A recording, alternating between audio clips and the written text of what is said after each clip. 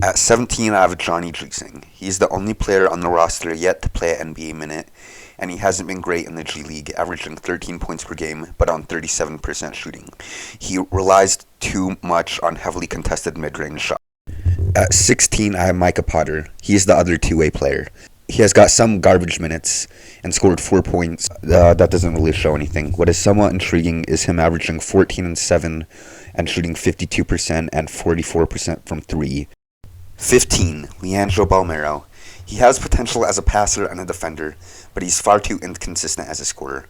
He hasn't gotten any real minutes and has been pretty disappointing in the G League, especially from 3, shooting a measly 20%.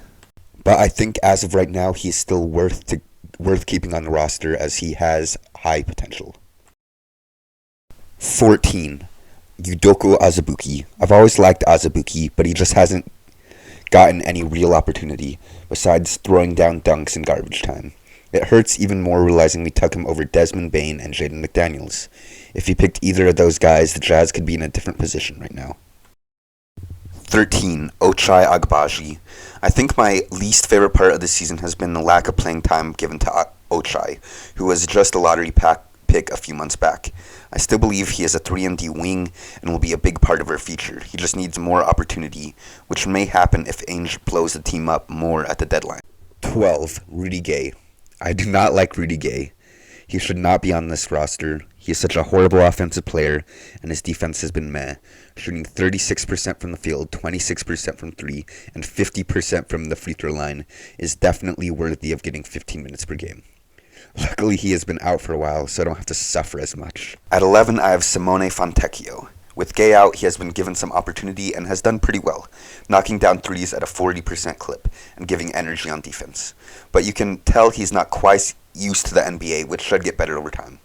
I feel he also shoots every opportunity he gets, which can get annoying. Number 10, Nickeil Alexander-Walker. I will always remember Walker as who we traded Ingles for, and I will always hold him up to that standard, so I never really liked him. But he has started to grow on me this past few weeks.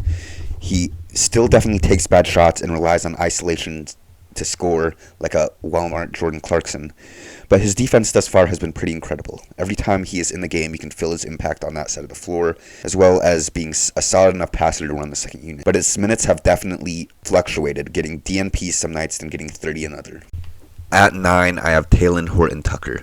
Tucker shows flashes of being the player the Lakers thought he would be, but when it comes down to it, he is extremely inefficient scorer and opts to take bad step-back threes often instead of wide-open ones. But don't get me wrong, he has positive parts of his game too. His defense has been pretty good, getting about a steal per game, and just has energy on that side of the ball. And with a 7-foot wingspan, I'm surprised I didn't notice that about his game in LA.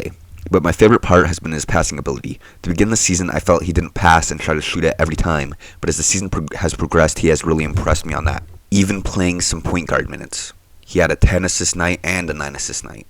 8. Walker Kessler. Kessler has been incredible for a rookie. His ability to catch the ball and finish off lobs has been really good, and he's even shown off some post moves, but his defense has been sensational. He has a great feel for blocking shots, averaging 1.7 a game, which is top 10 in the league already, and he is only averaging 15 minutes a game to get those. Per 36, he is averaging 4 blocks per game, which is insane. He is also an effective rebounder both defensively and offensively, 2 offensive rebounds per game. Sometimes I feel like we traded Rudy Gobert for the next Rudy Gobert in Walker Kessler. 7. Kelly Olynyk. Watching Kelly Olynyk, his play seems wonky and I feel like he makes a ton of mistakes, but you can't argue with the results. He has been incredibly effective, mainly offensively, having the 5th best true shooting percentage in the entire league. It feels like he can't miss from outside often.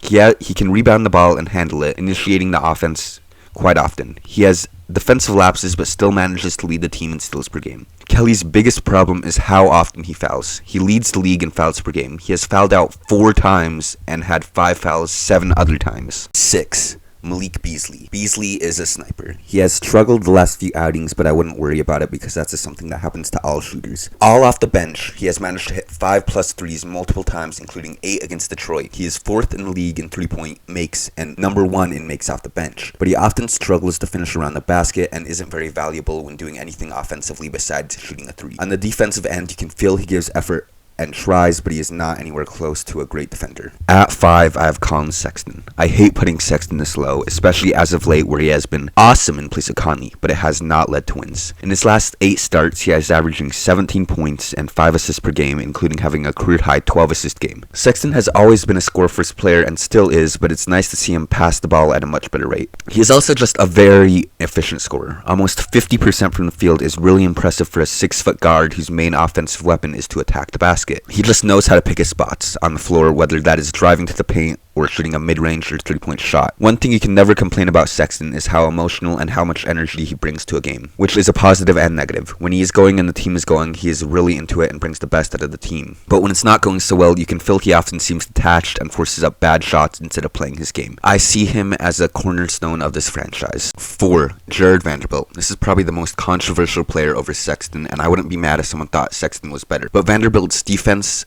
is really amazing to watch. He can guard multiple positions and just has infinite energy, and at 23, I'm confident in saying he'll make an all-defensive team in his career. He is currently top 25 in defensive box plus minus. He is an exceptional rebounder and can position himself to get almost every board, and it's especially noticed on the offensive glass. He averages 2.5 offensive rebounds per game, and is top 25 in offensive rebound percentage, and is the shortest player among all those guys besides Tari Eason. Vanderbilt is also a pretty good ball handler, and while he's not going to be breaking the offense down with his handle, he is very good at grabbing the rebound and running the break and just bringing the ball down in general. He is a pretty decent passer, but mainly uses his hand off to get assists. He's knocking down 46% of his threes, but to be fair, almost all of his attempts are when they leave him wide open in the corner. But it's still a nice sign. If he can continue to grow in that area, he will be very, very good.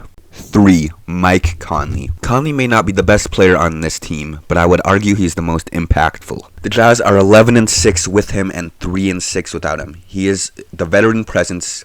He's what makes the machine run. He is an elite passer and ball handler and is just so smart and always is calm and knows what to do. He is averaging a career high in assists this year with nearly 8 a game. He isn't the grit and grind Mike Conley, but he's still an effective defensive player and again smart on the end. He is really good at drawing offensive fouls. While his efficiency hasn't been great this season, which is mainly due to a 3-game slump, he is still a great 3-point shooter. He can still drive and make his floaters. He's just a big shot maker. And if the Jazz want to be good, he is crucial for their success. 2. Jordan Clarkson. Prior to the season, Clarkson played 189 games with the Jazz and only started 4 of them. He was a prototypical microwave scorer off the bench. This year, he has transformed himself. While he still is Jordan Clarkson, who's going to take a lot of shots and dribble the ball a lot, he's getting a lot better at knowing what moments to pick and choose to do that, having a career year in points per game at nearly 20 and 5 assists per game, which is something that most people never thought Clarkson would be able to do. He is a fearless scorer who is often trusted to take the big shots. But he is no longer just a scorer. He has opened up his game with his passing ability, which I always think has been there. He just has never needed to use it. He is never going to be a great defender. All you can ask from him is effort on that side of the ball, which I feel like he has given this season. Number 1, Lauri Markkanen. Markkanen is a star, point blank. He has taken his offensive game to the next level. On ball, he can drive, handle the ball, and create his own shot, with a plethora of threes and fadeaway jumpers. But how he shines on that end is his off-ball ability.